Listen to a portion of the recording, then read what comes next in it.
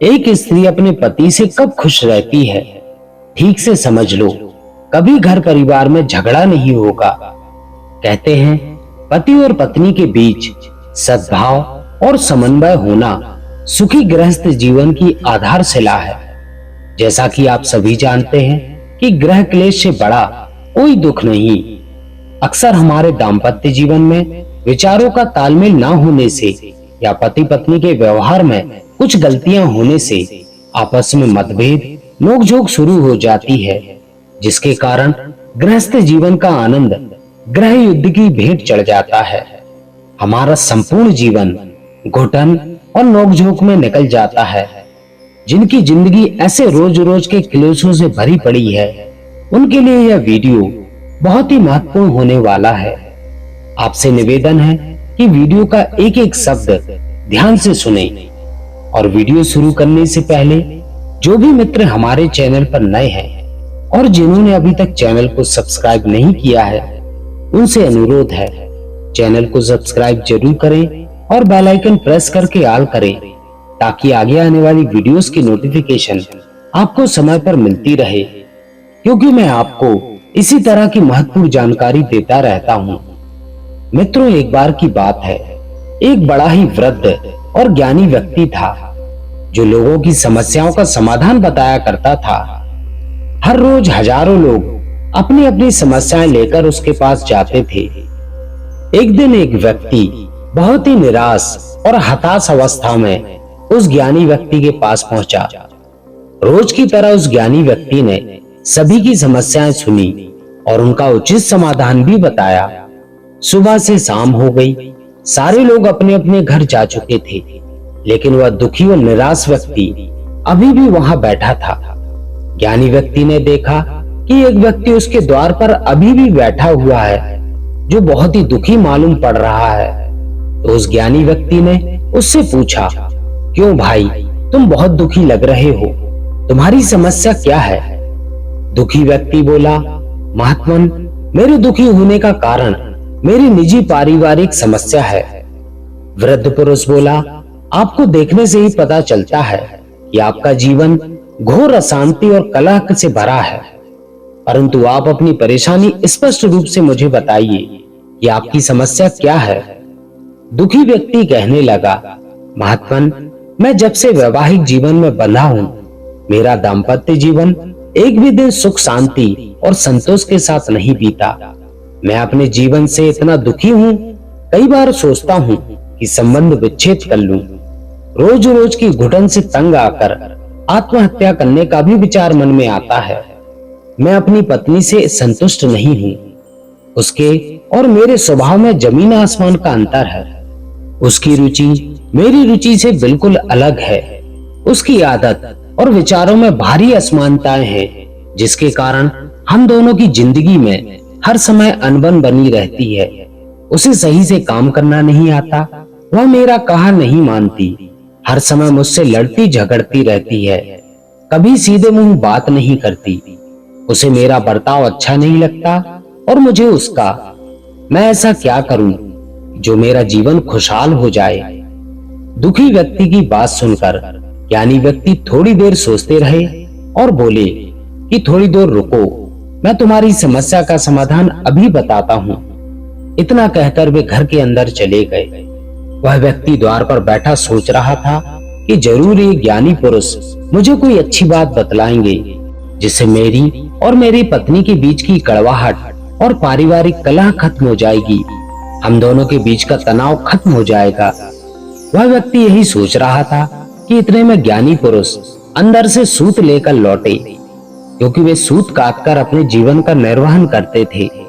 उस व्यक्ति के सामने आकर निसंकोच भाव से बैठ गए और सूत काटने लगे। थोड़ी देर के बाद वे अपनी पत्नी से बोले, अजी सुनते हो, बड़ा अंधेरा है, मुझे सूत काटने में कठिनाई हो रही है। यदि तुम्हें तकलीफ ना हो तो मेरे पास एक दीपक जलाकर रख दो।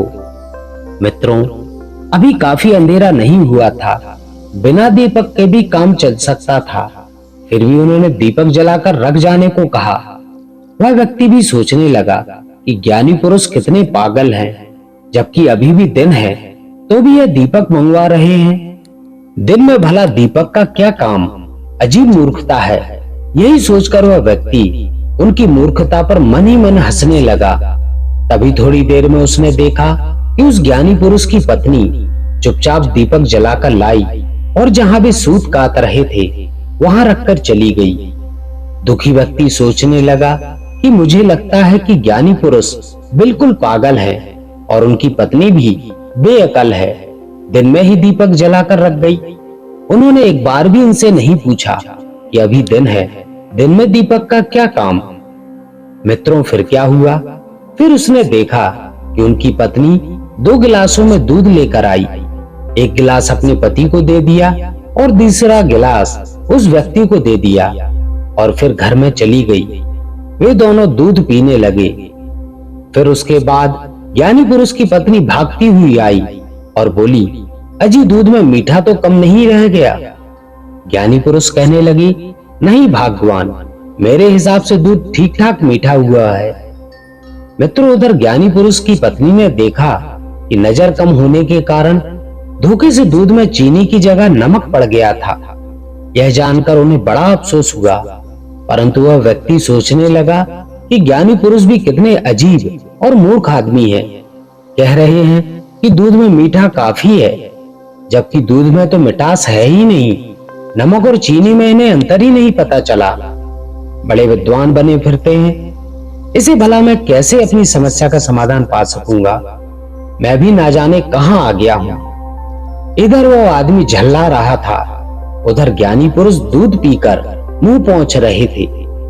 दुखी व्यक्ति कहने लगा, महात्मा जी, यदि मेरे प्रश्न का उत्तर मिल जाता तो मैं अपने घर चला जाता। ज्ञानी पुरुष कहने लगे, अरे भाई, मैंने तुम्हारे प्रश्न का उत्तर दे तो दिया, क्या कुछ और कहना शेष है? दुखी व्यक्ति बोला, महात्मा, अभी तक तो आपने एक शब्द भी नहीं बताया और आप कह रहे हो कि मैंने उत्तर दे दिया। कैसा उत्तर दिया? मेरे तो कुछ समझ में नहीं आया। मुझे सही उत्तर दीजिए, क्योंकि मेरी कभी मेरी पत्नी से पटती नहीं है। मैं कैसे सुखी रहूं? ज्ञानी पुरुष बोले, हे भाई, सुखी दाम्पत्य जीवन के लिए जरूरी है कि अपने घर के सदस्यों को अपने अनुकूल बनाओ और स्वयं भी परिवार के अनुकूल ढलो। दोनों बदलो। कुछ तुम पत्नी की सहन करो, कुछ आपकी पत्नी सहन करे। यह आपस का सद्भाव, अपने साथी के प्रति पूरा और सच्चे हृदय से प्यार ही खुशहाल गृहस्थी की आधारशिला है।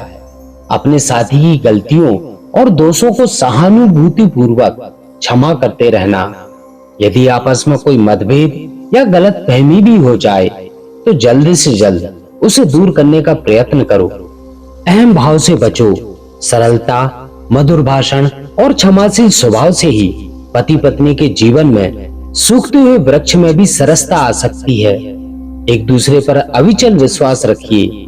आपस में संदेह उत्पन्न होने के कारण ही कई परिवार आज कष्ट भोग रहे हैं। इसलिए अच्छे जीवन की इच्छा रखने वालों, संदेह के विश्व वृक्ष को अपने दाम्पत्य जीवन में ना पनपने दो। हर परिस्थिति में एक दूसरे का साथ दीजिए। कष्टों को साथ सहकर और सुखों के दिन साथ रहकर काटिए। बीमारी, पीड़ा, दुखी मानसिक स्थिति में एक दूसरे का पूरा साथ दीजिए। जितना हो सके एक दूसरे की आलोचना से बचिए। देखा जाए तो कमजोरी और दोष किसमें नहीं है? ऐसा कौन है जो सर्वगुण संपन्न हो? यदि आप परिवार में सुख और शांति चाहते हो तो दूसरों में दोष ढूंढने की आदत आज ही त्याग दो, क्योंकि सज्जनों, एक दूसरे की कमियां निकालते रहने से कड़वाहट की भावना पैदा होती है। यदि पति पत्नी आपस में ऐसा व्यवहार करें जिससे उनके आपसी भय और व्याकुलता की गंदी भावना नष्ट हो जाए, दोनों की आत्माओं की एकता बढ़े, आपसी विश्वास, दृढ़ता और उत्साह बना रहे। मित्रों, खुश रहने के लिए त्याग की जरूरत होती है। नम्रता एक ऐसा गहना है जो सबको बस में कर लेता है। समस्या आकर्षण से शुरू होती है और कुर्बानी पर खत्म हो जाती है। धरती पर भी स्वर्ग है, मगर भोगता कोई है। रोना जिंदगी का समाधान नहीं, हर वजह का कारण होता है। वजह नहीं, कारणों को समझना चाहिए। पति पत्नी का रिश्ता पवित्र है, सौदा नहीं। कुछ बातों के साथ झगड़ा जुड़ा रहता है, जैसे निंदा, चुगली, शराबखोरी, पर स्त्री गमन, झूठ, आलस और किसी बात पर लंबे समय तक बहस करना। यदि आप चाहते हैं कि आपकी पत्नी आपसे झगड़ने की बजाय आपका सम्मान करे, आपसे प्रेम करे, तो अपने अंदर कुछ आदतों में सुधार कीजिए। जैसे पत्नी के कार्य की प्रशंसा। एक बार तो उससे कुछ गलती भी हो जाए, भोजन में कुछ कमी रह जाए, तो भी उसके कार्य की सराहना कीजिए। इससे कार्य के स्तर पर उसका आत्मविश्वास बढ़ेगा और आपके प्रति प्रेम।